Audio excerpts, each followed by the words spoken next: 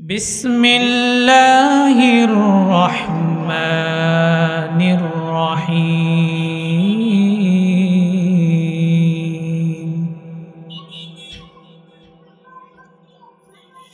ولقد آتينا لقمان الحكمة أن اشكر لله ومن يشكر فإنما يشكر لنفسه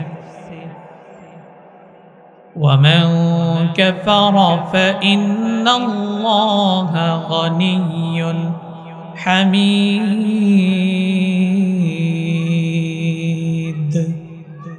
সূরা লুকমান থেকে আপনাদের মাঝে তেলাওয়াত করেছি। আল্লাহ তাআলা যদি তৌফিক দেন, আমি আমার আলোচনার বিষয় সমাজ সংস্করণে ইসলামের ভূমিকা, সন্তানের প্রতি পিতামাতার দায়িত্ব, এই সম্বন্ধে সূরা লুকমান থেকে আপনাদের সামনে আলোচনা করব। আমলের নিয়াতে আলোচনা শুনে এইটা নিজের জীবনে অ্যাপ্লাই করার নিয়াতে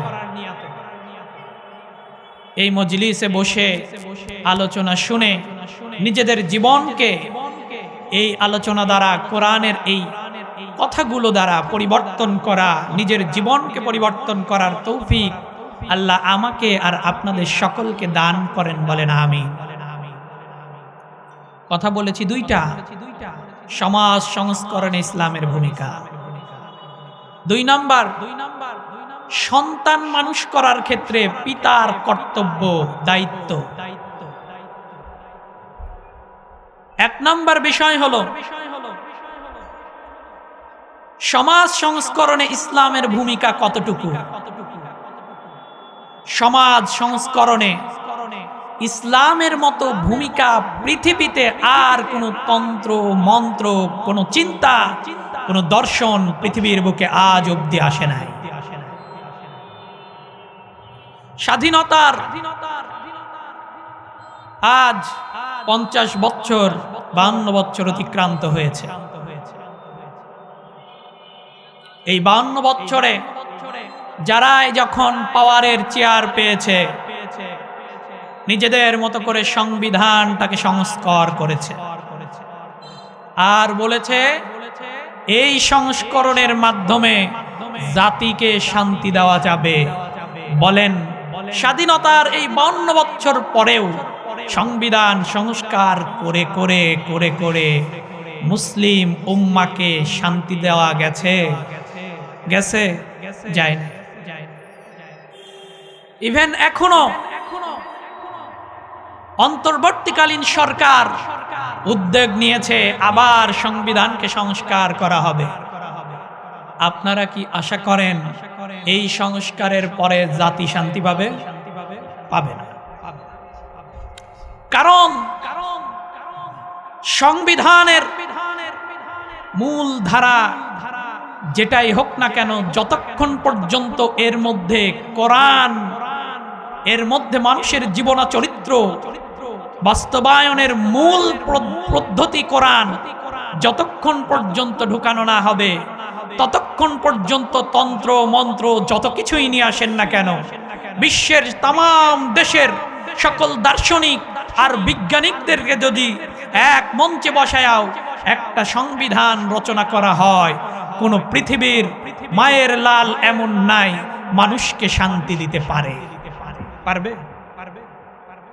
রক্ষান্তরে যেই যুগটাকে আইয়ামে জাহিলিয়াত বলা হয়, অন্ধকার যুগ, শুধু মুসলিম ইতিহাস নয় বরং বিশ্বের সব ইতিহাসে, বিশ্ব ইতিহাসে, বিশ্ব মানচিত্রে যেই যুগটাকে আইয়ামে জাহিলিয়াত বলা হয়, ওই যুগটাই আমার রাসূলকে আল্লাহ রাব্বুল আলামিন কোরআনে কারীম দিয়া, এই সংবিধান দিয়া যখন জমিনের মধ্যে পাঠালেন, এই কোরআন যখন রাসূল আমার জমিনের মধ্যে অ্যাপ্লাই করলেন, অন্ধকার ওই যুগটা পৃথিবীর বুকে স্বর্ণের যুগে রূপান্তর হয়ে গিয়েছে।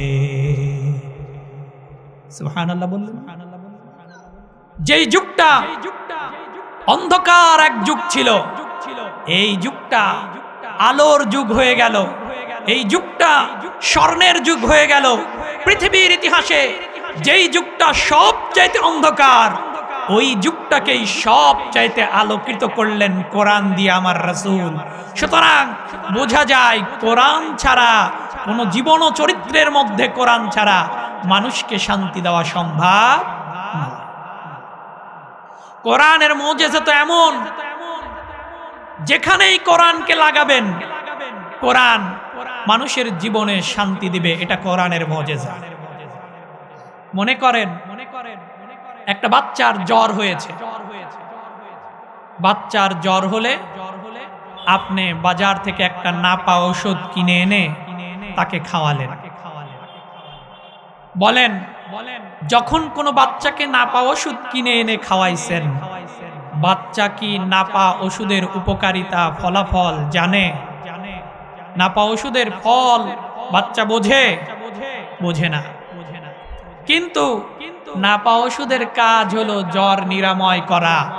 সে বুঝুক না বুঝুক, জানুক না জানুক, ইচ্ছাই খাক অনিচ্ছাই খাক, জ্বর হয়েছে নাপা খাবে তো জ্বর ভালো হবে। কোরআনের মুজিজা এমন, সে যে ধর্মাবলম্বীর ব্যক্তিই হোক না কেন, হিন্দু হোক, বৌদ্ধ হোক, খ্রিস্টান হোক বা মুসলমান হোক, যদি কেউ জীবনের চরিত্রের মধ্যে কোরআন লাগায়, কোরআনের মুজিজা হলো ওই লোকটাকে কোরআন শান্তি দেবে। কোরআনের কাজ হলো শান্তি দেওয়া। কোরআন যার জীবনের সাথেই লাগবে, ওই জীবনটাকেই কোরআন পরিবর্তন করে দেবে। এটা কোরআনের মুজিজা। কোরআন মানুষের জীবনকে পরিবর্তন করে দেয়। সুতরাং সমাজ সংস্করণে কোরআন এর বাইরে আর কোন তন্ত্র মন্ত্র পন্থা দিয়ে মানুষের জীবনকে পরিবর্তন করা, মানুষের জীবনে সুখ দেওয়া বা মানুষের জীবনে শান্তি দেওয়া সম্ভব নয়। 2 নম্বর, পিতা তার সন্তানকে কেমনে লালন পালন করবে। সমাজ সংস্করণের জন্য, একজন সমাজ সংস্করণ করবে, করার জন্য যুবক সমাজ, যুব সমাজকে পরিবর্তন করা সবচাইতে বেশি জরুরি। যখন যুব সমাজ পরিবর্তন হবে, সমাজের মধ্যে শান্তি আসতে শুরু করবে। সমাজের মধ্যে শান্তি আসবে যুবকদেরকে যখন কোরআন ঢুকায়া দেওয়া হবে, কোরআন শিখানো হবে। পন্থাটা কি? সূরা লোকমানের মধ্যে আল্লাহ তাআলা এই পন্থা উচ্চারণ করেছেন। লোকমানের বাণী আল্লাহ তাআলা উঠিয়ে দিয়েছেন। লোকমান সুদানের একজন কালো ব্যক্তি, বেঠে মানুষ, দেখতে কুশ্রী, ভালো দেখতে নয়। তার নামে আল্লাহ তাআলা কোরআনে কারিমে একটা সূরা দিয়েছেন। লোকটা দামি না কম দামি? শুধু দামি, দেখতে ভালো নয়, কুশ্রী, কালো, বেঠে মানুষ। আল্লাহ তাআলা তার নামে সূরা লোকমান নাজিল করেছেন। শুধু নাজিলই করেন নাই, বরং লোকমান হাকিম তার সন্তানকে 10টা উপদেশ দিয়েছে। কয়টা? 10টা উপদেশ দিয়েছেন। যেই 10টা উপদেশ দিয়ে যদি কোনো পিতা তার সন্তানকে মানুষ করতে পারে, তৈরি করতে পারে, আল্লাহি কোরআনের কসম, ওই সন্তান দুনিয়ার মধ্যে শ্রেষ্ঠ সন্তান হবে। ওই সমাজ, যেই সমাজ এই সন্তানগুলোকে এই শিক্ষা দিয়ে লালন পালন করবে, ওই সমাজ হবে পৃথিবীর যুগের শ্রেষ্ঠ সমাজ। আল্লাহ তাআলা লুকমান হাকিমের অবিকল হুবহু বাক্যগুলো কোরআনে কারিমের মধ্যে উঠায় দিয়েছেন। 10টা বাক্য, 10টা শব্দ, 10টা উপদেশ মুখস্থ করে যাবেন ইনশাআল্লাহ। লোকমান রাখাল ছিলেন, এক মুনিবের বাড়িতে গোলামি করতেন তিনি। লোকমান যখন ছাগল চড়িয়ে বাড়িতে ফিরতেন, তখন লোকমানের বাড়িতে ওই জনপদের অনেক মানুষ এসে ভিড় করে বসে থাকত। লোকমান কি জানি বলে, লোকমান যা বলে, মানুষ নিজের সমস্যার কথা লোকমানের কাছে বলে, লোকমান তাদেরকে সমস্যার সমাধান বাতলিয়ে দেয়। যারা তাদের নিজেদের জীবনে লোকমানের ওই উপদেশ বাণীগুলোকে অ্যাপ্লাই করে, তাদের জীবন পরিবর্তন হয়ে যায়। লোকমানের মালিক চিন্তা করলো, ব্যাপারটা কি? আমার গোলামের কাছে মানুষ এসে এত ভিড় করে কেন? কি চায় তার কাছে? জিজ্ঞেস করলো, এই আমার গোলামের কাছে তোমরা কি চাও? তারা বলে, আপনার গোলাম সে তো সাধারণ মানুষ নন, সে যা বলে আমরা যদি আমাদের জীবনে তা মেনে নেই তো আমাদের জীবন তা পরিবর্তন করে দেয়। লোকমানের মালিক চিন্তা করলেন, পরীক্ষা করে দেখা দরকার। আমি হলাম মালিক, সে হলো গোলাম। আমার কাছে মানুষ এসে ভিড় করে না, অথচ গোলাম তার কাছে এসে মানুষ ভিড় করে, কারণটা কি জানা দরকার। ডাক দিলেন, এই লোকমান এদিকে আসো। লোকমান হাজির হলেন, বললেন, যাও ছাগল পালের মধ্যে থেকে একটা ছাগল ধরো, ধরে সেই ছাগলটাকে জবাই করে ফেলবা। জবাই করে ওই ছাগলের মধ্যে থেকে সব চাইতে দামি আর উত্তম দুইটা জিনিসকে বের করে আনবা। লোকমান চলে গেল, গিয়ে ছাগলটাকে জবাই করল। জবাই করে ছাগলের ভিতর থেকে তার হৃৎপিণ্ডটা, কলিজাটা আর তার জিহ্বাটাকে কেটে এনে মালিকের সামনে রেখে দিলেন। মালিক বললেন, ঠিক আছে, যাও এবার আরো একটা ছাগল ধরবা, ধরে ওই ছাগলটার মধ্যে থেকে জবাই করে সব চাইতে নিকৃষ্ট দুইটা বস্তু বের করে আনবা। লোকমান পুনরায় চলে গেল, আর একটা ছাগল জবাই করলো। জবাই করে লোকমান পুনরায় ছাগলের জিহ্বা আর কলবটাকে কেটে এনে মালিকের সামনে রেখে দিয়েছে। মালিক বলল, কি ব্যাপার লোকমান, উত্তম জিনিস বললাম তাও এই দুইটাই কেটে আনলাম, নিকৃষ্ট জিনিস বললাম তবু এই দুইটাই কেটে আনলাম, বিষয়টা কি?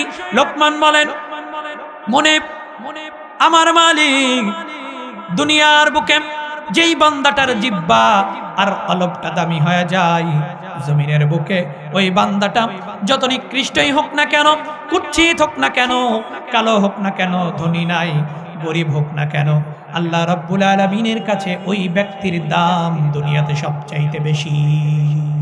সুবহানাল্লাহ।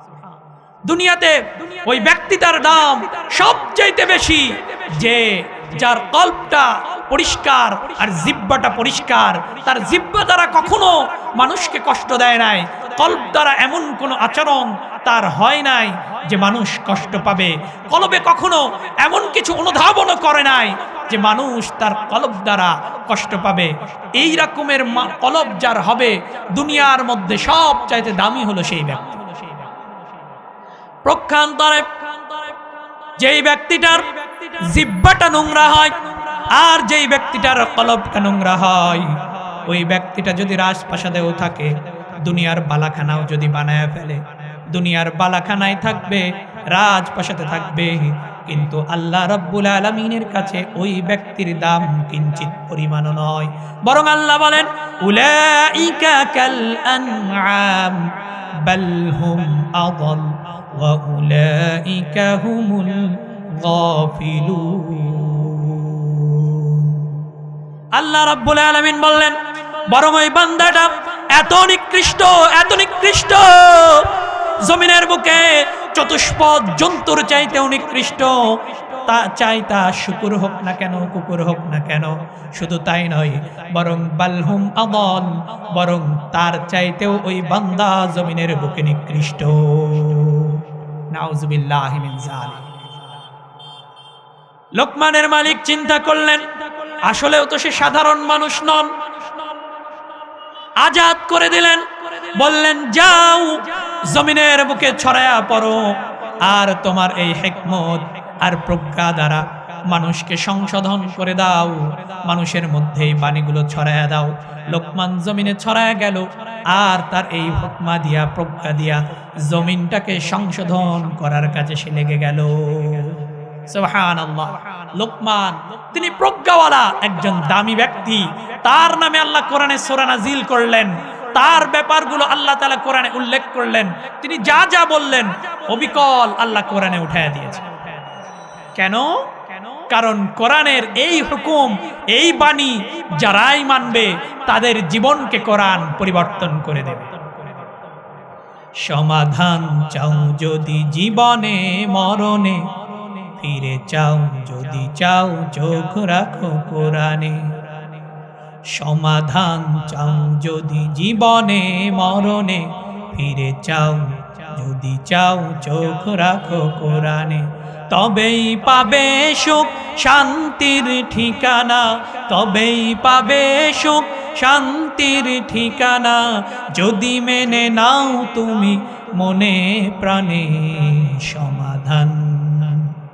এ বাণী সকলের নয় শুধু মুমিনের, যারাই চলবে মেনে ফল পাবে কোরআনের। কোরআনের মুজিজা শুধু মুমিন নয়, যারাই কোরআন মেনে চলবে তারাই কি পাবে? ফল পাবে। কি পাবে? ফল পাবে। এটা কোরআনের মুজিজা। ঘরে বলো কিবা রাষ্ট্রে বলো, অশান্তি দূর করে শান্তি আনে। সমাধান সমাধান চাও যদি জীবনে মরণে, যদি চাও ফিরে চাও চোখ রাখো কোরআনে। চুপ থাকবেন না, জবান করে বলেন আল্লাহুম্মা আমিন। লোকমান হাকিমের কথাগুলো আল্লাহ কোরআনে উঠায় দিলেন। লোকমান হাকিম আল্লাহ রাব্বুল আলামিন ইরশাদ হচ্ছেন, আল্লাহ তাআলা বললেন ওয়ালাকাদ আতাইনা লুকমানাল হিকমাতা আনিশকুর লিল্লাহ ওয়া মান ইয়াশকুর ফাইন্নামা ইয়াশকুরু লিনাফসিহি ওয়া মান কাফারা ফাইন্নাল্লাহা গনিয়্যুন হামিদ। আল্লাহু আকবার। আল্লাহ রাব্বুল আলামিন বললেন, আমি লোকমানকে হিকমা দান করেছি। ওয়ালাকাদ আতাইনা লুকমানাল হিকমা, আমি লোকমানকে হিকমা দিয়েছি। হিকমা দ্বারা সে সমাজকে সংস্করণ করেছে। ওয়ালাকাদ আতাইনা লুকমানাল হিকমাতা আনিশকুর লিল্লাহ। সুতরাং লোকমান তুমি শুকরগুজার হও। লোকমান ছিলেন শুকরগুজার। আল্লাহ রাব্বুল আলামিন লোকমানকে হিকমা দান করেছেন, প্রজ্ঞা দান করেছেন। আর আল্লাহ রাব্বুল আলামিন আমাদেরকে ঈমানের দৌলত দান করেছে। সুবহানাল্লাহ। ঈমানের মতো দামি দৌলত পৃথিবীতে আর কোনো কিছু আছে? আছে?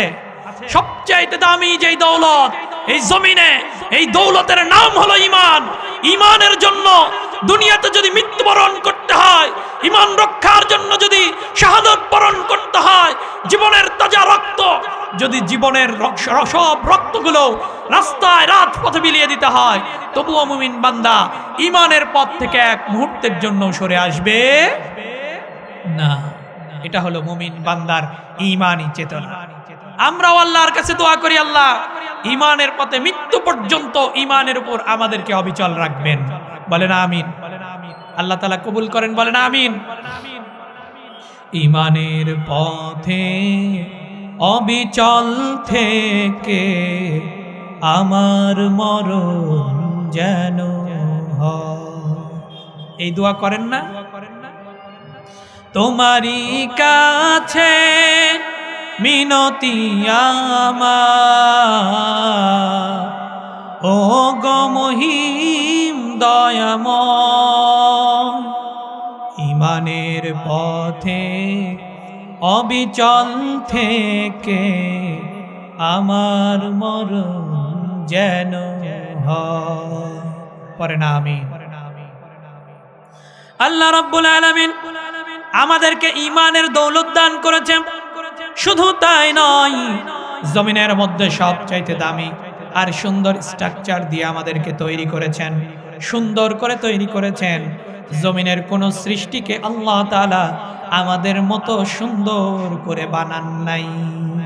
বানাইছেন? বলেন, যখন মাতৃগর্ভে ছিলেন, মাতৃগর্ভে থাকাকালীন কোনদিন মাতৃগর্ভে আল্লাহর কাছে আবেদন জানাইছেন, আল্লাহ দুনিয়াতে যাব, যাওয়ার আগে একটা হাত কমায়া দিয়েন না, দুইটা হাত ঠিকঠাক মতো দিয়েন। এমন আবেদন কেউ করছেন? করেছেন? এমন আবেদন করেছেন, আল্লাহ দুনিয়াতে তো যাব, চোখ একটা কমায়া দিয়েন না, দুইটা চোখই দিয়েন। আবেদন করছেন? পা কমায়া দিয়েন না, দুইটা পা দিয়েন। এইরকম আবেদন কেউ করেছেন? আল্লাহ তো না চাইতেই দুইটা হাত, দুইটা পা, দুইটা চোখ, সুন্দর চেহারা, বলার যোগ্যতা সব কিছু আল্লাহ আমাকে আপনাকে দিয়েছে। কিয়ামত পর্যন্ত যদি সিজদায় রত হয়ে এই শুকরিয়া আদায় করেন, শেষ করতে পারবেন? বাকি নিয়ামত বাদ দিয়ে দিলেন। যদি মনে করেন কিয়ামতের কঠিন দিনে শুধুমাত্র এই নিয়ামতের জবাব আল্লাহ চায়, আল্লাহর কাছে জবাব দেওয়া যাবে? আল্লাহ রাব্বুল আলামিন আমাকে আপনাকে সবচাইতে দামি আর সুন্দর আকৃতি দিয়ে তৈরি করলেন। আল্লাহ বললেন, লাকাদ খালাকনাল ইনসানা ফি আহসানি তাকওয়িম। বান্দা হে, দুনিয়ার মধ্যে সবচাইতে দামি আর সুন্দর আকৃতি দিয়া যেই সৃষ্টিটাকে আমি সৃষ্টি করলাম, সেইটা হলো তুমি মানুষ। তোমাকে আমি দুনিয়ার সবচাইতে দামি আর সুন্দর আকৃতি দিয়া বানাইলাম। সুবহানাল্লাহ। সবচাইতে দামি আর সুন্দর আকৃতি দিয়া আল্লাহ আমাদেরকে বানাইছেন। আলহামদুলিল্লাহ। এই জন্য শুকরিয়া আদায় করার দরকার আছে না নাই? কিভাবে আদায় করবেন? শুকরিয়া আদায় করবেন কিভাবে? লোকমানকে আল্লাহ প্রজ্ঞা দান করেছেন। লোকমান প্রজ্ঞার শুকরিয়া আদায় করেছেন। তার হিকমা, তার প্রজ্ঞা তিনি জমিনে ছড়িয়ে দিয়েছেন, দিয়ে তার শুকরিয়া সে আদায় করেছেন। আপনাকে আল্লাহ তাআলা সুন্দর দামি আকৃতি আর ইমানের দৌলত দান করেছেন। এর শুকরিয়া কেমনে আদায় করবেন? এই শুকরিয়া আদায় করতে হবে যেই শুকরিয়াটা, যেই নিয়ামতটা যেই কাজে ব্যবহারের জন্য আল্লাহ দিয়েছেন, ওই নিয়ামত ওই কাজে ব্যবহারের নাম হলো নিয়ামতের শুকরিয়া আদায়। আল্লাহ সুন্দর আকৃতি দিলেন আল্লাহর গোলামি করার জন্য। এই আকৃতি দিয়া, এই দেহ অবয়ব দিয়ে আল্লাহর গোলামি করবেন, এই জন্য আল্লাহ বানাইলেন। ইমানের দৌলত দিয়া শিরিক মুক্ত জীবন গড়বেন, বিদআত মুক্ত জীবন গড়বেন, এই জন্য আল্লাহ ইমানের দৌলত দিয়েছে। ইমান এই জন্য দেয় নাই কুফর, মুশরিক, বিদআতের কাছে নিজের মাথা নোয়া দিবেন, এই জন্য আল্লাহ ইমান দেয় নাই। আমার ভাইরা, লোকমানকে আল্লাহ হিকমার প্রজ্ঞা দিয়া দুনিয়ার বুকে পাঠাইলেন। আল্লাহ রাব্বুল আলামিন বললেন, ওয়ালাকাদ আতাইনা লুকমানাল হিকমাতা আনিশকুর লিল্লাহ ওয়া মান ইয়াশকুর ফাইন্নামা ইয়াশকুরু লিনাফসি। আমি আল্লাহ রাব্বুল আলামিন লোকমানকে প্রজ্ঞা দান করেছি। লোকমান কৃতজ্ঞদের মধ্যে ছিলেন, তিনি কৃতজ্ঞতা আদায় করেছেন। আর যে কৃতজ্ঞতা আদায় করেন, ইয়াশকুরু লিনাফসি, সে নিজের জন্যই করে। লোকমান নিজের জন্য কৃতজ্ঞতা আদায় করেছেন, আমরাও নিজের জন্য কৃতজ্ঞতা আদায় করতে রাজি আছি না নাই? রাজি আছি? কৃতজ্ঞতা আদায় করবেন ইবাদতের মাধ্যমে, সুজুদের মাধ্যমে, রুকুর মাধ্যমে, কিয়ামের মাধ্যমে, তেলাওয়াতের মাধ্যমে, আল্লাহর জিকিরের মাধ্যমে, আল্লাহর জমিনে আল্লাহর দ্বীনকে বাস্তবায়নের মাধ্যমে আল্লাহর নিয়ামতের শুকরিয়া আদায় করবেন। ঠিক কি না? আল্লাহ আমাদেরকে সেই তৌফিক দান করেন, বলেন আমিন। লোকমানের 10টা উপদেশ, কয়টা বলেছি? 10টা উপদেশ বলবো। 10টা উপদেশ লোকমান তার সন্তানকে দিয়েছে। এর মধ্যে 2টা উপদেশ আল্লাহ রাব্বুল আলামিন দিয়েছেন সন্তানকে। লোকমানের 10টা উপদেশ পিতা সন্তানকে কেমনে লালন পালন করবে এই ব্যাপারে, আর আল্লাহ তাআলা এর মধ্যে 2টা ঢুকায়া দিলেন। এই 2টা হলো সন্তান তার পিতার সাথে কি আচরণ করবে এই ব্যাপারে। যদি এই পূর্ণাঙ্গ প্যাকেজ নিয়ে কোনো বান্দা তার জীবনে অ্যাপ্লাই করে, খোদার কসম, কোরআনের কসম, ওই বান্দার সংসারটা হয়ে যাবে জান্নাতি সংসার। মেনে নিতে চান? আসেন, 1 নম্বর লোকমান তার সন্তানকে কি শিখাচ্ছেন, আমরাও শিখাবো, লোকমানের শিক্ষা থেকে শিখে যায়। লোকমান বললেন, وإذ قال لقمان لابنه وهو يعظه يا بني لا تشرك بالله إن الشرك لظلم عظيم আল্লাহ রাব্বুল আলামিন বলেন, শোনো হে বান্দারা, লোকমান তার সন্তানকে শিখাইলেন, ইয়া বুনাইয়া লা তুশরিক বিল্লাহ, হে কলিজার টুকরা সন্তান, দুনিয়ার বুকে আর যাই করো, লা তুশরিক বিল্লাহ, কোনো কিছুকে আল্লাহর সাথে শরীক করো না, আল্লাহর সাথে শরীক করবা না, আল্লাহর সাথে কোনো কিছুকে সমকক্ষ মনে করবা না। সব ক্ষমতার মালিক আল্লাহ, আল্লাহ যা চাই তাই হন, আল্লাহ যা চান না তাই হন না। উনি শুধু বলেন কুন ফায়াকুন, তিনি বললেই হয়ে যায়। এই ক্ষমতার মালিক আমার আল্লাহ। আল্লাহ তাআলার সমকক্ষ পৃথিবীতে আর কেউ নাই। অনেকেই বলেন আল্লাহও দেয়, দিল্লিও দেয়, এরকম বলে না? ঈমান থাকবে, এই রকমের শিরকি কথা, মনোচেতনা, মনোভাবনা যদি কারো থাকে, ঈমান থাকবে। কেউ কেউ মনে করে দিল্লি যদি দেওয়া বন্ধ করে দেয়, বাংলার মানুষ মনে হয় না খেয়ে মারা যাবে। রিজিক কি দিল্লি দেয় না আল্লাহ দেয়? কে দেয়? সুতরাং সমকক্ষ করার কোনো সুযোগ নাই। দেয় আল্লাহ, লালন করেন আল্লাহ, পালন করেন আল্লাহ, বাঁচান আল্লাহ, আর বললেন করে দিল্লি। এর চাইতে বড় জুলুম আল্লাহ তাআলার সাথে আর কিছু হতে পারে? বলেন হতে পারে? এর চাইতে বড় জুলুম আর কোনো কিচ্ছু হতে পারে না। অনেকেই মনে করে আমাদের নেতা নেত্রীদের ক্ষমতা অনেক বেশি, অনেক বেশি। নেতা নেত্রীদের ক্ষমতা ততক্ষণ, পাওয়ার আছে যতক্ষণ। নেতা নেত্রীদের ক্ষমতা পাওয়ার আছে যতক্ষণ ততক্ষণ।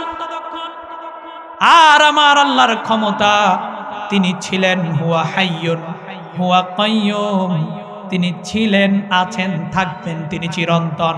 বরং সেই দিন বিচার দিবসের দিনে মালিকি ইয়াউমিদ্দিন,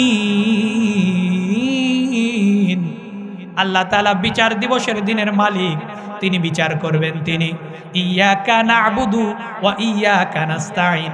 এই জন্য বান্দা তুমি বলো আমি আপনারই গোলামি করি। গোলামি করবেন কার? আল্লাহ শিখায়া দিলেন। এই জন্য বলো ইয়াকা না'বুদু, আল্লাহ আমি আপনারই গোলামি করি, ওয়া ইয়াকা নাস্তাঈন, আর সব সাহায্য আপনিই করতে পারেন, তাই সাহায্য আপনার কাছেই চাই, আর কারো কাছে কোনো সাহায্য চায় না। আল্লাহ রাব্বুল আলামিনের কাছে বললেন, এইটা শিখালেন লোকমান হাকিম সন্তানকে। আল্লাহ বললেন, লোকমান তার সন্তানকে শিখাইলো, দেখো এই শিক্ষা নিজের সন্তানকে যদি দাও যে শোনো সব কিছুর মালিক আমার আল্লাহ, কেউ করতে পারে না, নেতা নেত্রীর কোনো ক্ষমতা নাই, ক্ষমতার মালিক আমার আল্লাহ। নেতাদের চরিত্র ভয়ঙ্কর, চরিত্র ভয়ঙ্কর। আমি সাক্ষী, একজন নেতাকে আমি দেখেছি, সে আসরের নামাজ, আমি যে মসজিদে নামাজ পড়ি সেই মসজিদে আসরের নামাজ 4টায়, পাশের আর এক মসজিদে আসরের নামাজ 4:15। সে আসরের 4টার জামাতে নামাজ পড়ে 4:15 সেই মসজিদে ঢুকছে, জামাত পাই নাই কিন্তু নামাজে ঢুকছে। আমি গিয়ে দেখলাম সেখান থেকেও সে নামাজ পড়ে বের হচ্ছে। চেলা যেটা সাথে আছে সেটাকে বললাম, ভাই আসরের নামাজ একদিন তো একবার ফরজ, আপনার নেতা দেখি 2বার পড়ে। সে বলে, হুজুর আশেপাশে থাকলে বলেন সেখানেও যাব, কারণ এই নামাজ আল্লাহর নামাজ না, এটা ভোটের নামাজ। নাউজুবিল্লাহ বলবেন। যে ব্যক্তি, যেই নেতা আল্লাহর সাথে চুরি করতে পারে, ওই নেতা যদি নির্বাচিত হয় তো পায়খানা পর্যন্ত খেয়ে ফেলবে, ঠিক কিনা বলেন? জনগণের বাজেটে আসতে পায়খানা, বাথরুম, বাজারের খেয়ে ফেলছে, মাদ্রাসার টাকা খাবে, রাস্তার টাকা খাবে, জনগণের টাকা খাবে, কিচ্ছু রাখবে না, কারণ সে তো আল্লাহরই ফাঁকি দেয়। জনগণকে ফাঁকি দিতে তার কতক্ষণ সময় লাগবে না। একদিন মাটির ভেতরে হবে ঘর রে মন আমার, কেন বাঁধো দালান ঘর রে মন আমার, কেন বাঁধো দালান ঘর। প্রাণ পাখি উড়ে যাবে পিঞ্জর ছেড়ে, ধরা ধমে সবই রবে, তুমি যাবে চলে। বন্ধু বান্ধব যত, মাতা পিতা তারা শত, সকলি হবে তোমার পর রে মন আমার, কেন বান্ধ দালান ঘর। ঠিক কিনা? ফাঁকি দিয়া, আল্লাহ রে ফাঁকি দিয়া কোনো লাভ আছে? কি করবেন ফাঁকি দিয়া? ধন সম্পদ অট্টালিকা করে লাভটা কি? কিচ্ছুই তো থাকবে না। যেতে হবে মাটির কবরে, ওই কবরে খালি হাতে যেতে হবে। ওই কবরের কাফনের তো পকেটও নাই যে সম্পদ নিয়ে যাবেন, যাওয়ারও কোনো উপায় নাই। আবার কবরের ফেরেশতারা কোন দলের স্লোগান মানে কবরে গিয়া বলেন, যদি বলেন জয় বাংলা, কবরের ফেরেশতা শুনবে? শুনবে? যদি বলেন গরো গরো, শুনবে? কোন দলের নেতার নেতৃত্বের স্লোগান কবরে চলবে না। কবরে যেটা চলবে সেটা হলো আমল, ইবাদত, সেইটাকে নিয়েই কবরে যাইতে হবে। আল্লাহ তাআলা আমাদেরকে তৌফিক দান করেন, আমিন। তো লোকমান তার সন্তানকে প্রথম শিক্ষা কি দিলেন? লা তুশরিক বিল্লাহ, আল্লাহর সাথে শিরিক করো না। কারণ আসমান জমিনে আল্লাহর সমকক্ষ আর কেউ নাই। লোকমান এক নম্বরে শিখাইলেন, ইয়া বুনাইয়া লা তুশরিক বিল্লাহ, হে আমার সন্তান, আল্লাহর সাথে শিরিক করো না।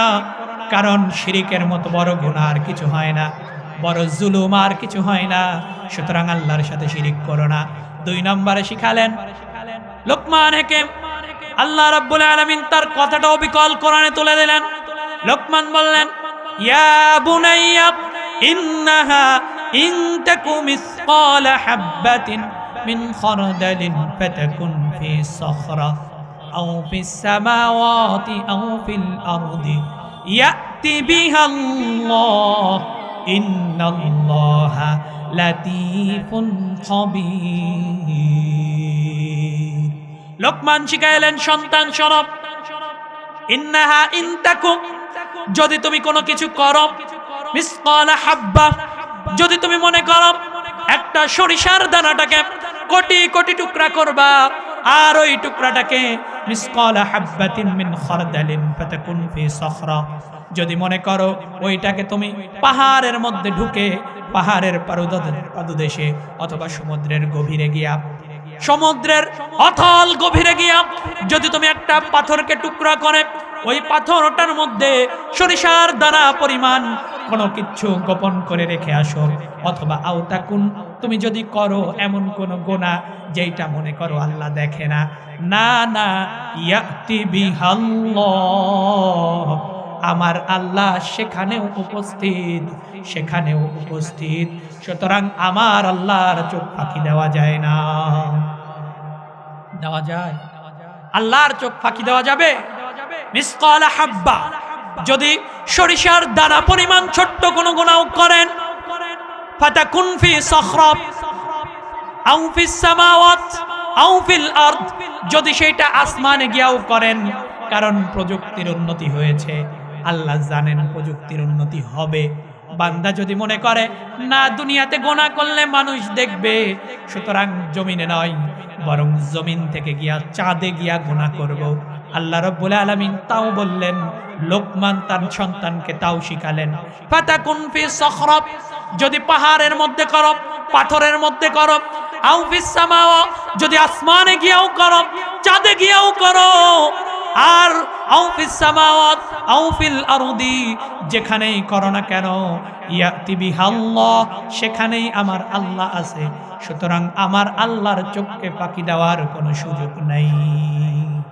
এইটা নিজের সন্তানকে ছোট্টবেলা থেকে শিখান যে বাবা যেখানেই যাও যত গোপনেই গুনাহ করো আমার আল্লাহর চোখকে কিন্তু ফাঁকি দেওয়া যায় না। আমাদের সন্তানরা এখন গোপন গুনায় বেশি লিপ্ত। স্কুল কলেজ ইউনিভার্সিটিতে আমরা পাঠাই, আমাদের সন্তানরা এখন গোপনে গোপনে গোপনে অতি গোপনে অন্য ছেলেদের সাথে, আমার ছেলে অন্য মেয়েদের সাথে গোপনে গুনায় লিপ্ত। কেউ দেখে না, সেখানেও দেখে কে? আল্লাহ। এইটা শিখাতে হবে। কেউ দেখে না বাবা, সবাইকে ফাঁকি দিয়েছো, কিন্তু আমার আল্লাহর চোখকে ফাঁকি দিতে পারবা না। সবখানে আমার আল্লাহ। আমি ক্ষুদ্র তাই বুঝিতে পারি না, ও গো মহান মহিয়ান, তুমি সবখানে বিরাজমান। আমি ক্ষুদ্র তাই বুঝিতে পারি না, ও গো মহান মহিয়ান, তুমি সবখানে বিরাজমান। আমি অতি ক্ষুদ্র তাই বুঝতে পারি না। সন্তানকে শিখান বাবা আমরা অতি ক্ষুদ্র তাই বুঝতে পারি না, কিন্তু আমার আল্লাহ সব জায়গায় উপস্থিত, সব জায়গায় আছেন। তার হিকমত, তার কুদরত, তার ক্ষমতা সব জায়গায়। পৃথিবী আসমান জমিনের এমন কোন জায়গা নাই যেই জায়গায় আমার আল্লাহর কুদরত আর হিকমা বাকি আছে। সুতরাং আল্লাহকে ফাঁকি দিতে পারবা না বাবা। ইয়াতি বিহাল্লাহ, লোকমান শিখালেন, আপনারাও আপনাদের সন্তানকে শিখাবেন বাবা যেখানেই যাও, যে পরিস্থিতিতেই থাকো, যেখানেই গুনাহ করো, আমার আল্লাহর চোখকে ফাঁকি দেওয়া যায়। তাহলে 2 নম্বর শিক্ষা কি দিলেন? চোখকে ফাঁকি দেওয়া যাবে না, আল্লাহ সব জায়গায় উপস্থিত। 2 নম্বর লোকমান শিখাইলেন আল্লাহকে ফাঁকি দিতে পারবে না। 3 নম্বর আল্লাহ লোকমানের কথাটা কোরআনে উঠায়া দিলেন। লোকমান বললেন, ইয়া বুনাইয়া আকিমিস সালাহ, হে আমার সন্তান নামাজ আদায় করবা, নামাজ আদায় করবা, নামাজ আদায় করবা। লোকমান সন্তানকে শিখাইলেন নামাজ আদায় করবা। নামাজের হুকুম আল্লাহ রাব্বুল আলামিন বড় গুরুত্ব দিয়ে এই বান্দাকে শিখিয়েছেন।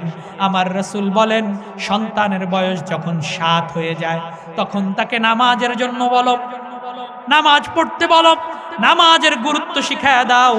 নামাজের গুরুত্ব সন্তানকে 7 বছর বয়সে শিখাবা।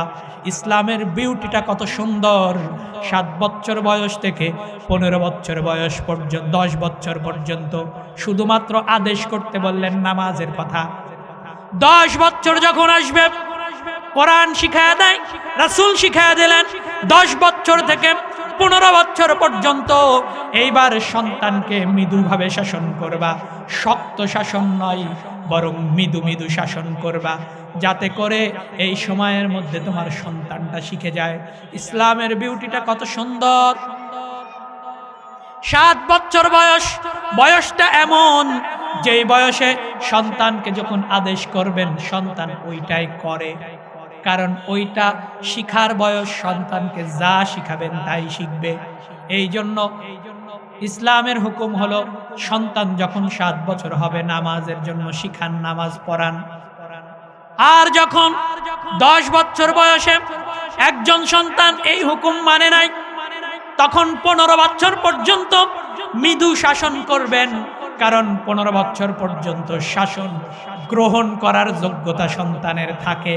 কারণ 15 বছরের বয়সের উপরে যখন সন্তান হয়ে যায় তখন তাকে যখন শাসন করতে যাবেন দেখবেন উল্টা সন্তান আপনার দিকে চোখ রাঙায়।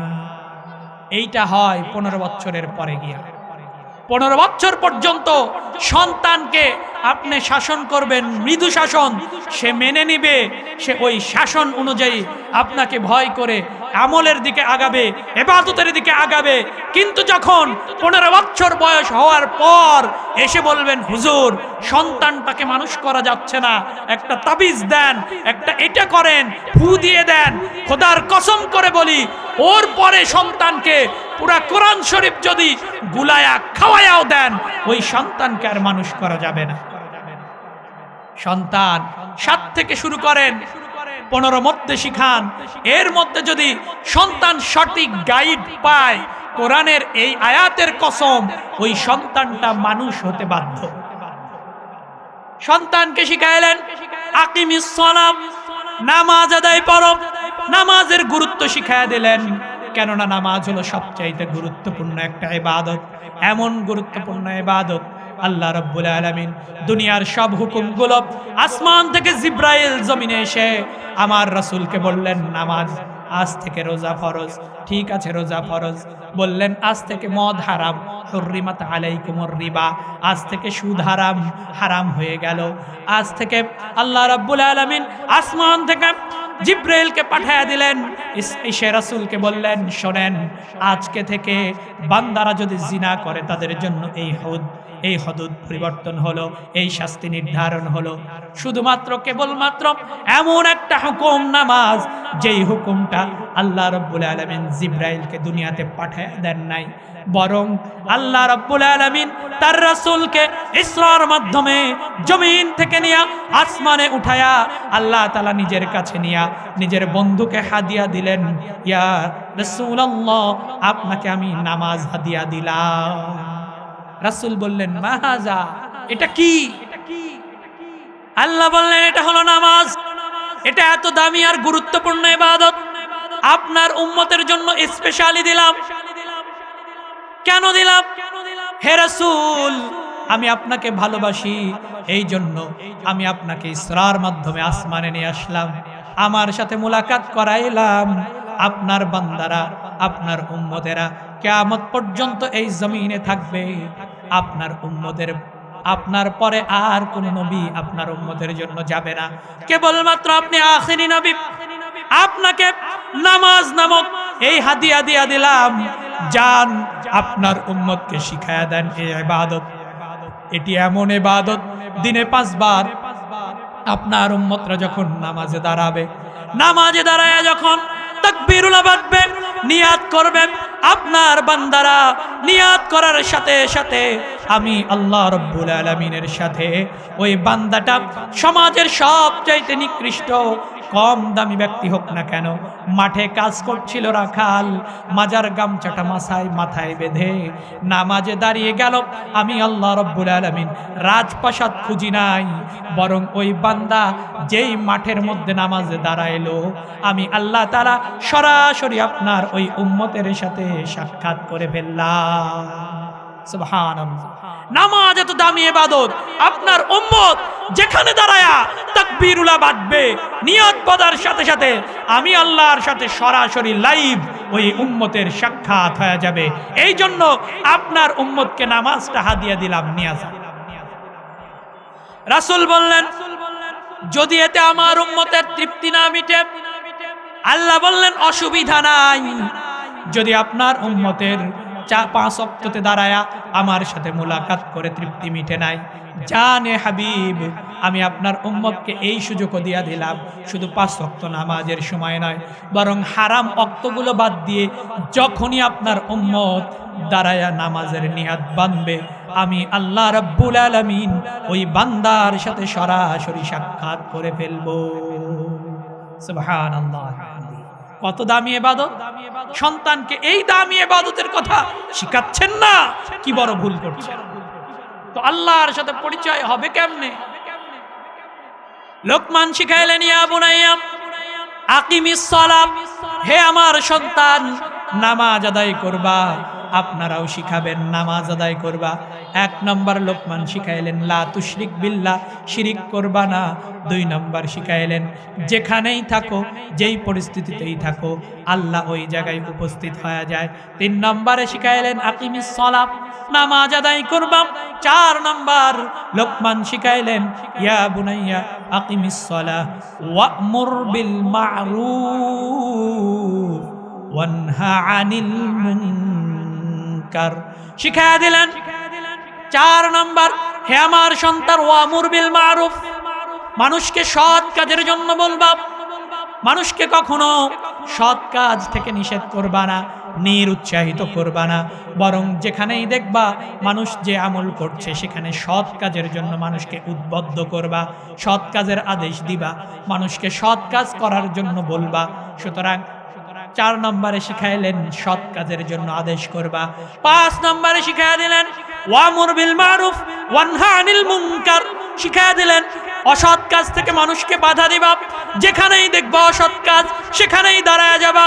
খোদার কসম করে বলি, সমাজের সকল যুবকগুলো যদি কোনো অসঙ্গতি আর অসৎ কাজের জায়গায় গিয়া হাতে হাত দিয়া দাঁড়ায়া যায়, এই জমিনের মধ্যে কোনো অন্যায় আর হতে পারে না।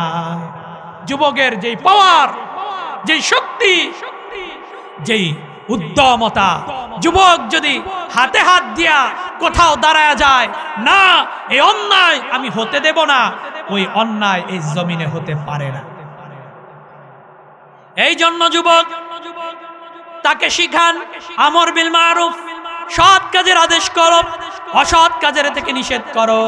6 নম্বরে শিখাইলেন ওয়াসবির আলা মা আসাবাক, হে আমার ছেলে, হে আমার সন্তান, বিপদের সময় ধৈর্য ধারণ করবা, কারণ যখন তুমি সৎ কাজের জন্য মানুষকে বলবা, অসৎ কাজ থেকে নিষেধ করবা, তখনই তোমার সামনে বাধা আসবে।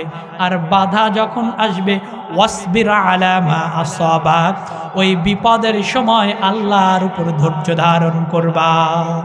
ধৈর্য ধারণ করবা তো সফলতা আল্লাহ দিবে। লোকমান এই শিক্ষাগুলো সন্তানকে শিখালেন। সমাজের কোনো সন্তানকে যদি বারবার এই শিক্ষাগুলো শিক্ষা দেয়, সমাজটা সংস্করণ হয়ে যাবে। এই জন্য সমাজের প্রত্যেকটা পদে পদে কোরআনের এই শিক্ষাগুলো দেওয়ার দরকার আছে না নাই?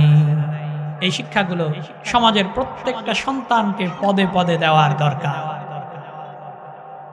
10টা উপদেশের কথা বলেছিলাম, 6টা বলেছি। আল্লাহ তাআলার 2টা কথা বলতে চেয়েছিলাম, সময়ের সংক্ষিপ্ততার কারণে আজ আর বলা হচ্ছে না, কোনো একদিন ইনশাআল্লাহ বলব। আল্লাহ রাব্বুল আলামিন আমাদেরকে দয়া করেন, মায়া করেন। আল্লাহর দয়া আর আল্লাহর মায়া ছাড়া দুনিয়াতে কোনো বান্দা পৃথিবীতে টিকে থাকতে পারে না, কারণ আমরা গুনাহগার। তাই আল্লাহকে বারবার ডাকবেন। আজকের রাতে আল্লাহ সব মানুষকে ক্ষমা করে থাকেন, এই জন্য আল্লাহকে ডাকবেন। তোমাকে ডাকি যদি একবার আল্লাহ, আমাকে কাছে টানো বারবার। তোমাকে ডাকি যদি একবার আল্লাহ, আমাকে কাছে টানো বারবার। যদি পথ ভুলে যায় আমাকে দিও ঠাই, দিও দিশা এইটুকু আবদার আল্লাহ, আমাকে কাছে টানো বারবার। তোমাকে ডাকি যদি একবার আল্লাহ, আমাকে কাছে টানো বারবার। দুনিয়ার বুকে আমি এক মুসাফির, বুনে যাই প্রতিদিন গুনাহের জাল। স্বপ্নেরা দল বেঁধে রাতে করে ভিড়, আসবে কি কাঙ্ক্ষিত সোনালি সকাল। হয়ে গেলে পেরেশান ও আমার রহমান, জিকিরে হতে দিও একাকার আল্লাহ, আমাকে কাছে টানো বারবার।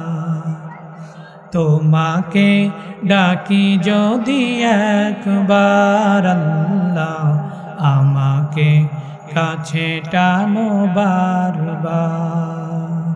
আল্লাহ তাআলা আমাদেরকে আল্লাহর রেজামন্দি হাসিল করার তৌফিক দান করুক। মদিনার প্রেম মদিনার ভালোবাসা অন্তরে রাখার জন্য তৌফিক দান করুক। ও মদিনার মাটি রে, সকল সুখ বুঝি তোর কপালে। ও মদিনার মাটি রে, সকল সুখ বুঝি তোর কপালে। ও মদিনা রে, তোর বুকে আমার নবী, যার লাগি পাগল সবই, যার তরে হইল সৃষ্টি ত্রিভুবন। কাঁদি আমি সারাক্ষণি, কখন যাব সেখানে। কাঁদি আমি সারাক্ষণি, কখন যাব সেখানে। সয় না সহে না আর পরাণে। ও মদিনার মাটি রে, সকল সুখ বুঝি তোর কপালে। ও মদিনা রে,